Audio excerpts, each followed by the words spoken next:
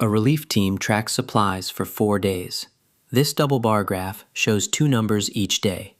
The teal bar is what was needed. The purple bar is what was actually delivered. Monday needed 30 and got 30. Tuesday needed 25 and got 20.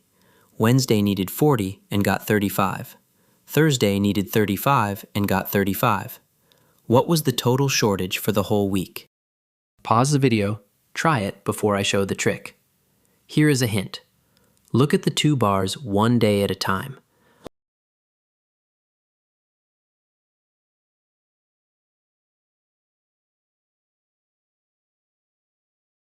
Let us compare the pair on each day. Monday needed 30 and delivered 30. The bars are equal, the gap is 0. Monday came up short by nothing. Tuesday needed 25, but delivered only 20. The purple bar falls short. 25 minus 20 is 5. That is a shortage of 5. Wednesday needed 40, but delivered 35. 40 minus 35 is 5. Another shortage of 5. Thursday needed 35 and delivered 35. The bars are equal again. The gap is 0. Now total the gaps.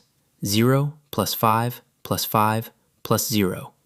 The total shortage for the week is 10. Notice the pattern. Only the short days added to the total. Monday and Thursday met the need, so they each added 0. The full days never hurt the count. The shortage came only from Tuesday and Wednesday. This is the compare the pair rule. If a double bar graph compares 2 values per category, find each pair's gap, then total the gaps. A category that met its target adds 0.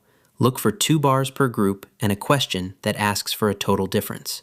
Learn, compete, and win. Visit competitivekids.org.